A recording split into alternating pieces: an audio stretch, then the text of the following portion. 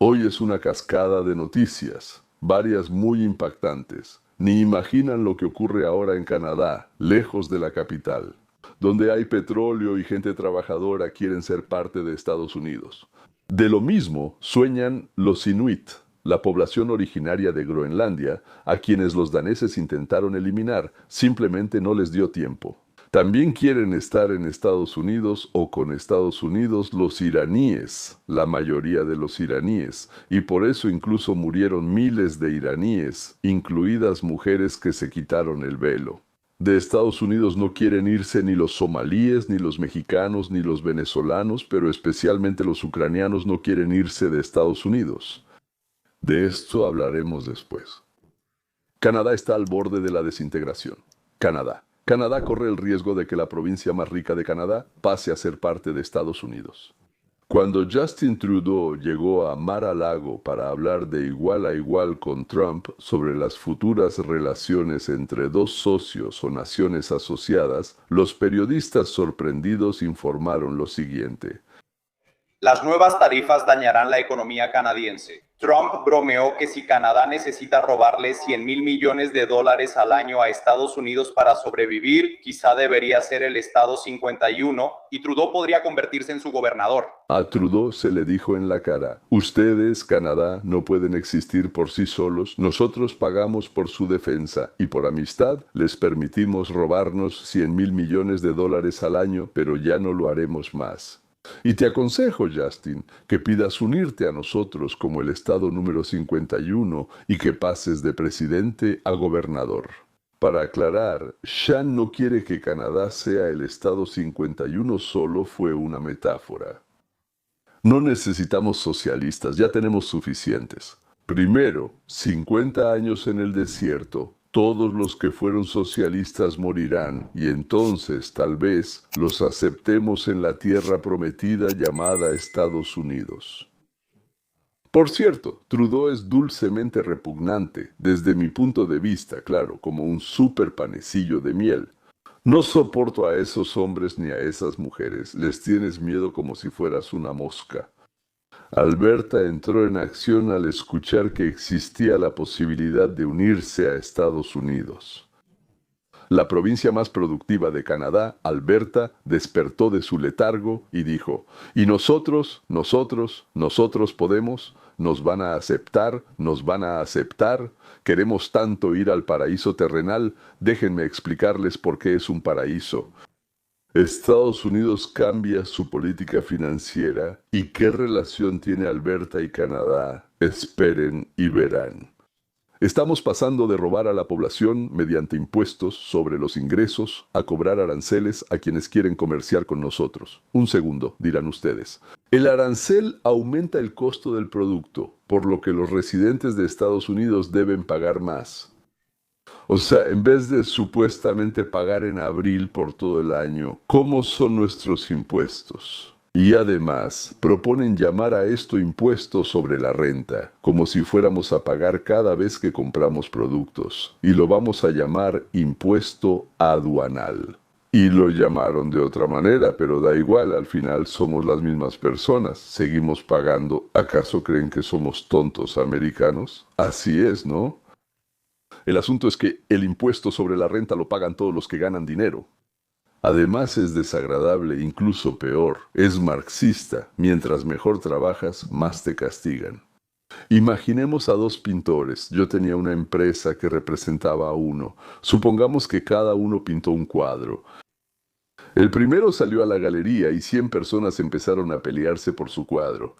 Y en vez de $100 chúcricos, shekels, no sé, lo que sea, liras, él quería recibir y recibió 1,000. ¿Por qué 1,000? Porque empezaron a decir, no, yo doy más, yo doy más. Y él, por así decirlo, se lo vendió al que ofreció más, 1,000. Y otro escribió de tal manera que nadie lo quería. Bueno, nadie lo quería, pero convenció a alguien, por favor. Bueno, tómalo y cómpralo. Y se lo dio por 10. Quería 100, pero lo dio por 10. Pero esos 10 ni siquiera cubrieron el costo del lienzo, las pinturas, la electricidad, el bastidor y así sucesivamente. El servicio estatal llega con el primer artista que está muy contento de haber recibido 1,000 y le dice, aquí está el dinero, ¿dónde está? Y se lo quitan. 600 de 1000 de un lado y 800, bueno, 600 del otro. Se quedan con 300 de impuestos y le dan los 300 restantes al segundo artista. ¿Usted cómo diría? O sea, que esto pasó, ¿sí? O sea, hicieron bien al salvar a un artista sin talento, pero solo el fracasado dejaría de arruinar las pinturas y se iría a ganarse la vida honestamente. Bueno, no sé, podría recibir un pago por algo, por ayudar a un sastre a coser trajes o por llevar arena a una construcción. Pero al recibir pago por un mal trabajo, sin talento o malo como sea, bueno, no tenía que escribir, pero lo hizo y recibió algo. Y luego volvió a escribir algo que nadie necesitaba. Y otra vez recibió un pago. 300. Y los ladrones del tesoro recibieron 300 de un artista talentoso. Otros 300 de un cirujano y otros 200 de un electricista. Y 200 se los dieron a un borracho que siempre está ebrio en la esquina, que también ya es electricista, y la vida siguió adelante. ¿Eso es marxismo? ¿Esto es capitalismo? O sea, todo lo demás, marxismo, eso es clintonismo, abomismo. Ahora hablemos de la aduana. Entonces, por ejemplo, hay un coche o un vestido que vino del extranjero y decidiste comprarlo. En vez de que aquí haya americano y no americano, te acercas, quieres algo no americano, ok, también hay americano, pero por querer algo no americano, te ponemos una multa, o sea, existe lo americano. Normalmente no es peor en nada, pero tal vez te gustó más. Si quieres, tómalo, por así decirlo, pero paga no X, digamos. Si hubieras comprado un Buick, un auto Buick, pero paga X más 10% si quisiste un Renault, más. Si compras el americano. Por ejemplo, si compras un Dodge Caravan y no una van Toyota, te dan un incentivo fiscal, pero si compras un Volvo sueco, no te lo otorgan. Porque por darle trabajo a los estadounidenses queremos incentivarte, pero si le diste trabajo a rumanos, italianos, franceses, zimbabuenses, colombianos, entonces ¿por qué tendríamos que incentivarte? ¿Por haber contratado a un trabajador sueco y no a uno de aquí? O sea, compra lo que quieras, nadie te lo prohíbe, adelante, pero te va a salir más caro, tanto en precio como en mantenimiento. ¿Qué no se entiende aquí? Bueno, no sé, llegué a París. El gobierno subsidia el Louvre para que los locales paguen menos, pero ¿por qué subsidiar también a los extranjeros? En el Louvre te piden una identificación para comprobar si eres francés, yo no lo soy. Cuesta mucho, pero cuando fui con un amigo, él mostró su identificación y pagó 2 rublos. Le pregunté el precio y me dijo que para ellos es más barato. Ok, no hay problema, todos entendieron. Vienen extranjeros, pagan completo, pueden no ir ni comprar un Subaru si no quieren, mejor compren un Ford.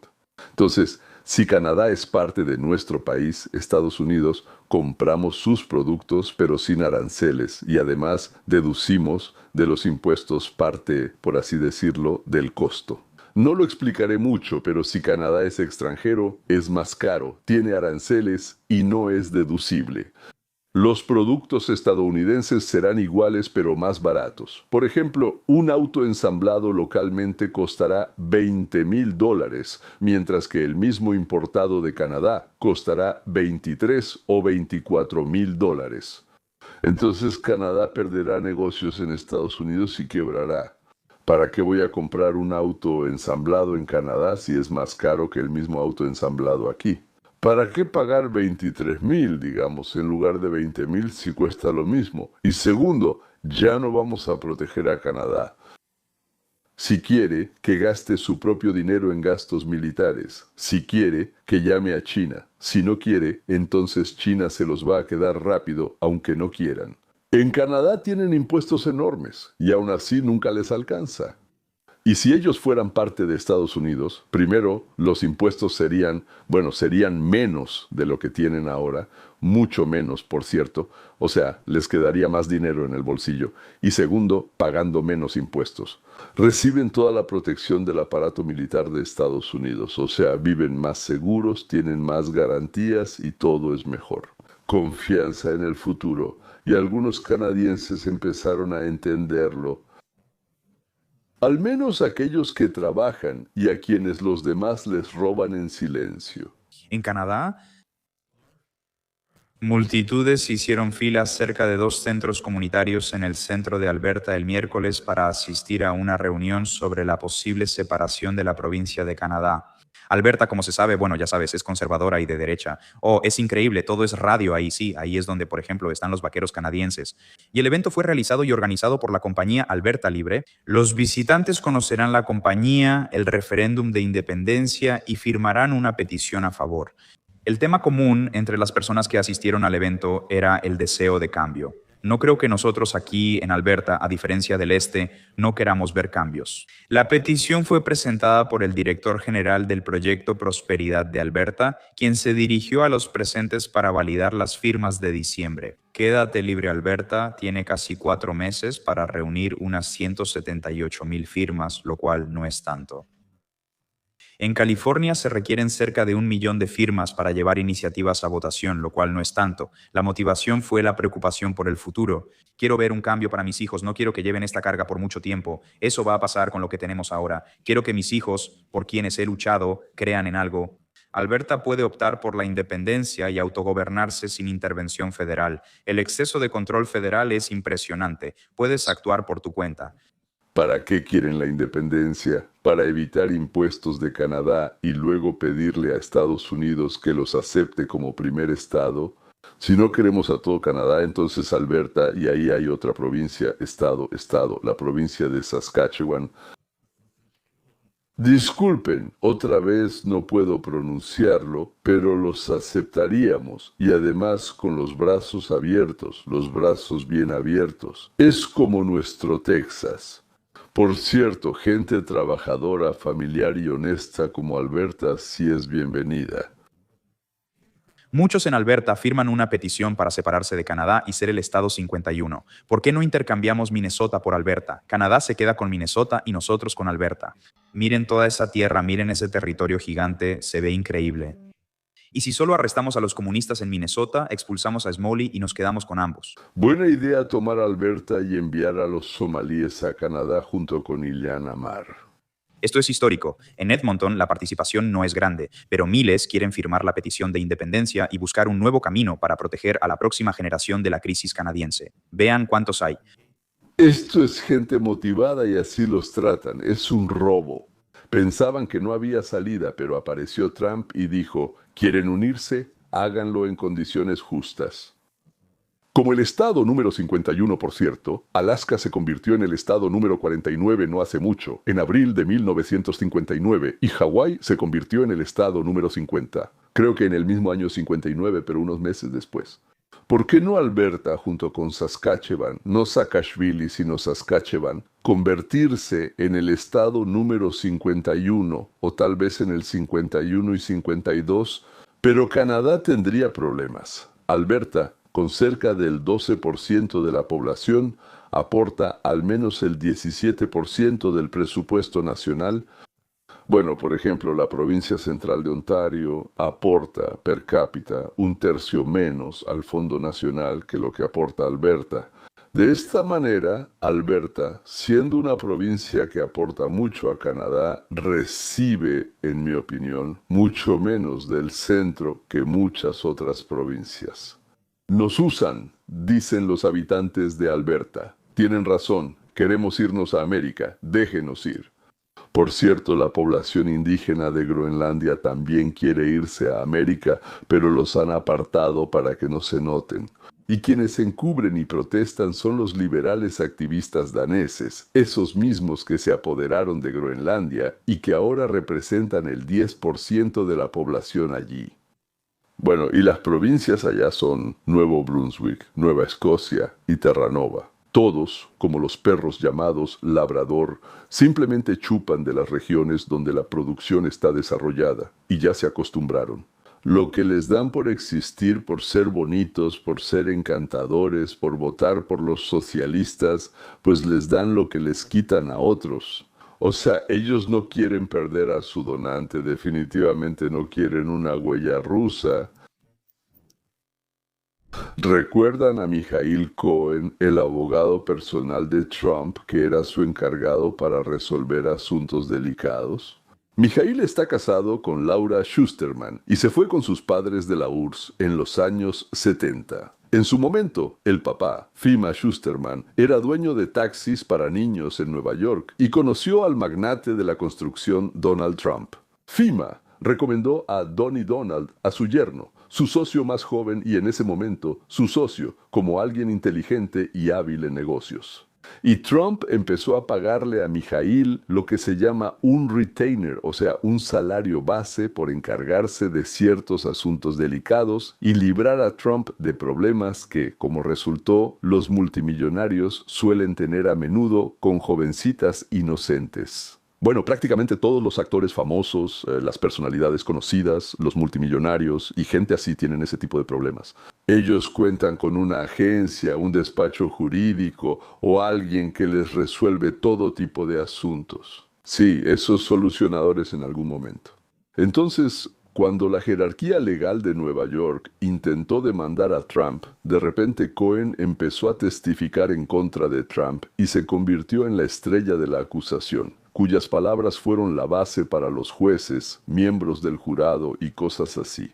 ¿Cómo es que de repente, después de una larga condena y después de que Trump se convirtiera en presidente, lo que no es menos importante, Michael compartió con la prensa que fue chantajeado, que lo presionaron, que no le quedó otra opción más que mentir sobre Trump? Él no quería, pero lo obligaron.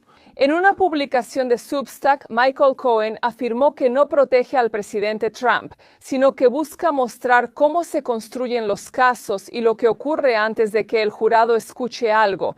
Esta mañana, Aisha. El presidente Trump coincidió con Cohen y escribió en Truth Social: esto fue una trampa desde el principio. Michael Cohen, ex abogado de Trump, era testigo clave en los casos de dinero por silencio y fraude civil contra el entonces candidato Donald Trump. Cohen afirma que en su preparación para ambos juicios notó que los fiscales solo buscaban testimonios contra Trump.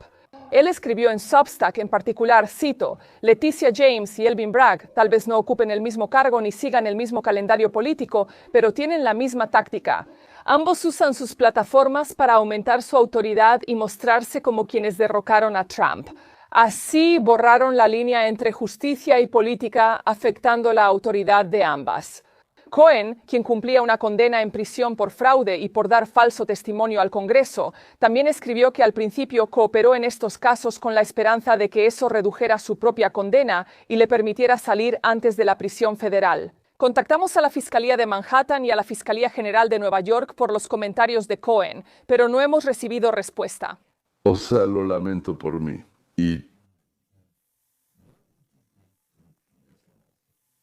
Cohen ha mentido tanto que ya no se sabe si dice la verdad, solo una parte o casi nada. Bueno, que lo presionaron, pues eso es natural, claro que lo presionaron, es natural, lo presionaron, mintieron, pero en realidad no había caso. Por eso lo obligaban a mentir, o más bien le ofrecían algo a cambio, o al revés, le decían, si mientes, entonces, y cosas así. Repito, no había caso. Entra en escena Lev Parnas, irrumpe en el caso. Se lanza de golpe otro emigrante soviético, ex-emigrante de la Unión Soviética. Lev Parnas nació en Odessa en 1972 y fue llevado a Estados Unidos cuando era niño. Lev estaba en Estados Unidos, bueno, en la URSS, era tan pequeño que ni siquiera podía estar sentado. Por engañar a inversionistas, por fraudes, por vínculos con oligarcas rusos y por apropiarse de cientos de miles de dólares, que eran de personas que le confiaron su dinero. Es decir, se quedó con lo ajeno. Lev cumplió condena y devolvió, creo, 2 o 3 millones de dólares. ¿Todo? ¿Quién sabe? Y Mijail Cohen, durante su testimonio, quería quedar bien tanto que todo el tiempo ofrecía delatar a diferentes personas, incluso a Lev, sí, también a Lev, o encontrar testigos. Acusan a Parnas de delitos. Él ya estuvo en prisión. Parnas antes se relacionó con Rudy Giuliani en temas de Ucrania. No lo sé. Parnas estuvo en la cárcel por Cohen, o le pagaron a Cohen y él no dijo nada, o fue otra cosa, no sé. Lo importante es que hubo precedente. Aquí está Lev. Entonces, él estableció conexiones y a través de otras personas, por ejemplo, mantenía relaciones con Matt Gaetz tras bambalinas y con otros a quienes intentaba introducir en el mundo de Trump. E incluso me preguntó cómo podría llegar ahí, porque él tiene una manera. También me dijo que llevara a Jesse Jackson Jr., quien podría atraer votos demócratas a Trump. Así Trump ganaría y Jesse Jackson, él y todos obtendríamos un indulto. Me volteé y le dije, ¿eres una persona enferma tú? Si piensas que a Trump le importa tu plan o la democracia después de que lo avergonzaste a él y a su esposa mundialmente por su pequeño miembro y Stormy Daniels, le dije, ¿eso significa que no conoces a Donald Trump? Entonces él me respondió, muy interesante, me dice, Lev, no, al contrario, conozco muy bien a Donald Trump. Y te digo, si pudiéramos encontrar algo, porque él decía a nosotros, pensando que yo también quería un indulto, así que yo le seguía el juego. Él dice, si encontráramos algo lo suficientemente grande para que Trump, no importa, él lo olvidará. Mira los eventos con JD. Y entonces algo hizo clic en mi cabeza. En ese momento pensé, ¿sabes lo que realmente está tramando? ¿En qué está contando? ¿Sabes? Empecé a ponerlo de fondo, escuchando sus conversaciones, pero para ese momento ya me estaba ocupando de él. Si regresan a ver episodios de Revelado, notarán que empezamos a discutir y así seguimos hasta el último donde ocurrió lo mismo. Ese es su plan, chicos. Michael Cohen, no sé qué tan cierto sea eso en realidad. Quien finalmente logró llegar a los oídos de Trump, mintió sobre toda esta historia increíblemente exagerada para presentársela a Trump. Y ese es el plan de Michael que le propuso a Trump, y supongo que Trump cayó en eso porque aquí es donde estamos ahora, que todos los casos de Trump pueden cerrarse porque así están las cosas ahora. En la apelación, Michael Cohen testificará y declarará que está siendo presionado. Estos fiscales, específicamente Leticia James y Elvin Bragg,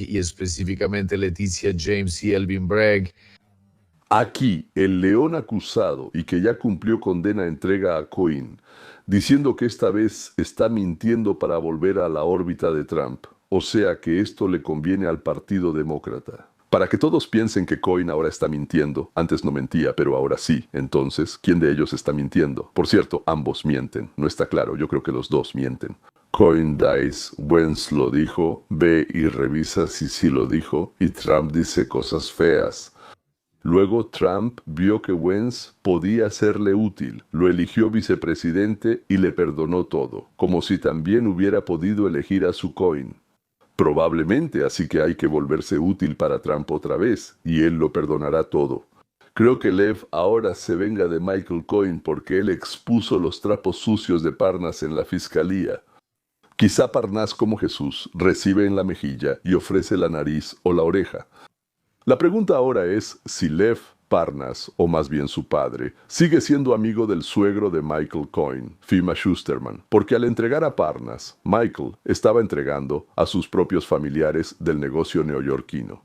Hablo de los familiares de Fima. Según sé, él también fue acusado y tuvo un juicio por fraude, aunque no recuerdo si estuvo en la cárcel.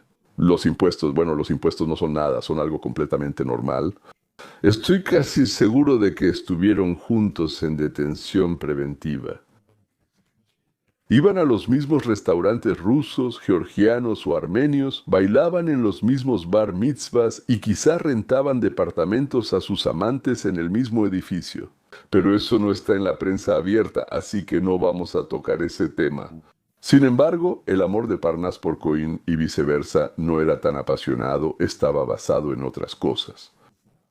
Creo que eso fue,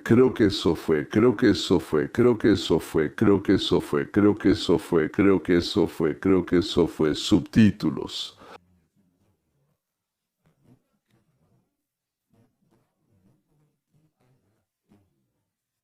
Todavía no he decidido un ataque contra Irán, informó Trump. He detenido el ataque por ahora, pero el grupo de portaaviones va hacia Irán y llegará en 4 días. Creo que los bombarderos ya están cerca y desplegados en las bases. El equipo está en alerta. En Irak, a 10 kilómetros de la frontera con Irán, los infantes de marina han sido trasladados a Irak, creo yo, y a las bases en Bahrein y Qatar no trasladan infantes de marina solo porque sí. Sea para intimidar o atacar, es negativo para Irán, según se informó. Ustedes, O sea, el gobierno en 37 años de su gestión han cometido tantos errores que ya no queremos soportarlos más. No solo los de arriba, también los del nivel medio deben irse. Todos los comisarios que ustedes llaman Mulney, pero que hacen exactamente lo mismo que hacían los comisarios, por supuesto. Así se acercaron a los socialistas europeos y a los fascistas del Partido Demócrata de Estados Unidos. La ropa cambia, pero el alma de comisario permanece. Irán, entonces, todos los millones de habitantes del país quieren, le suplican a Donald Trump que los ayude, ponemos nuestras vidas para que Estados Unidos obtenga el derecho moral, bombardear a los ayatolás, la Guardia Revolucionaria y a todos los mulás que durante 47 años nos destruyeron como pueblo, nos robaron, nos convirtieron en instigadores del terrorismo, que se larguen los ayatolás. Queremos a Trump, los israelíes, ellos quieren a Trump. Es la esperanza de Israel para deshacerse de Hezbollah, los hutíes, Hamas, Irán y la influencia de Rusia. Por supuesto, en Medio Oriente viviremos sin guerras, dicen ellos, viviremos sin terrorismo. ¿Eso pasa? América, ayúdanos, lo necesitamos, no escatimaremos en el precio. En Venezuela, 3/4 partes del país sueñan. Y llega Trump y limpia su suciedad, claro, de ellos. ¿Y quién no quiere a Trump?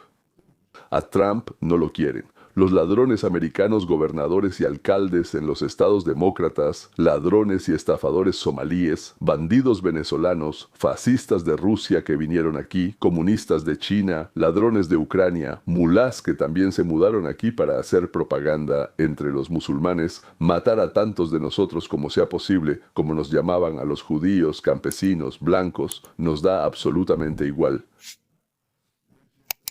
A Trump no lo quiere toda la Organización de las Naciones Unidas, la UNESCO y los programas subsidiarios de esas organizaciones de ladrones. Y también están las sufragistas locas de Minnesota, las lesbianas de California que se han vuelto salvajes sin hombres, los transgénero que están atrapados, pobres, dan lástima, en algún momento empiezan a entender qué tan tontos fueron, cómo los engañaron. Está bien, no quiero hablar de eso. Y también están los globalistas entusiastas que perdieron la cabeza fumando marihuana en la universidad. Aunque es muy difícil, pero si fumas todo el tiempo sin parar, al final terminas eligiendo una carrera que se llama...